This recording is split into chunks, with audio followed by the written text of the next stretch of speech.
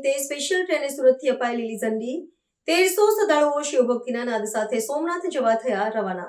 ગુજરાતના પ્રથમ જ્યોતિર્લિંગ શ્રી સોમનાથ મહાદેવના સાનિધ્યમાં આયોજિત સોમનાથ સ્વાભિમાન પર્વમાં સહભાગી થવા માટે સુરતથી શ્રદ્ધાળુઓનો અવિરત પ્રવાહ શરૂ થયો છે। નાયબ મુખ્યમંત્રી હર્ષ સંઘવીએ સુરત રેલવે સ્ટેશનથી 1300 જેટલા શ્રદ્ધાળુઓને લઈને જતી સુરત વેરાવળ સ્પેશિયલ ટ્રેનને લીલી ઝંડી બતાવી પ્રસ્થાન કરાવ્યું હતું। આ પ્રસંગે સ્ટેશન પરિસર હર હર મહાદેવ અને જય સોમનાથના ગગનભેદી નાદથી ગુંજી ઉઠ્યું હતું। મંત્રીએ જણાવ્યું હતું કે આ પર્વ એ ભારતીય સંસ્કૃતિની અજેય આસ્થા અને આત્મગૌરવનું પ્રતીક છે। સોમનાથ ખાતે 8મી જાન્યુઆરીથી 11મી જાન્યુઆરી દરમિયાન ઉજવાઈ રહેલા ઐતિહાસિક પર્વમાં જોડાવા માટે રાજ્યભરમાંથી ભક્તો ઉમટી રહ્યા છે। આ મહોત્સવનો સૌથી મોટી વિશેષતા 72 કલાકનો અખંડ સામૂહિક ઓમકાર નાદ છે। સોમનાથ મંદિરના મુખ્ય પરિસરમાં 2500થી વધુ ઋષિકુમારો દ્વારા સતત 3 દિવસ સુધી ઓમકારના જાપ કરવામાં આવી રહ્યા છે।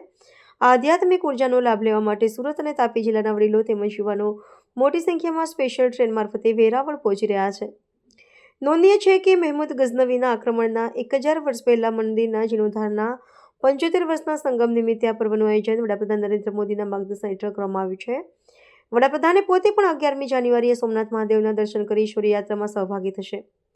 રાજ્ય સરકાર દ્વારા શ્રદ્ધાળુઓની સુવિધા માટે અમદાવાદ, વડોદરા અને રાજકોટથી પણ વિશેષ ટ્રેનો દોડાવવામાં આવી રહી છે, જેથી વધુમાં વધુ ભક્તો આ સાંસ્કૃતિક પુનરુત્થાનના સાક્ષી બની શકે।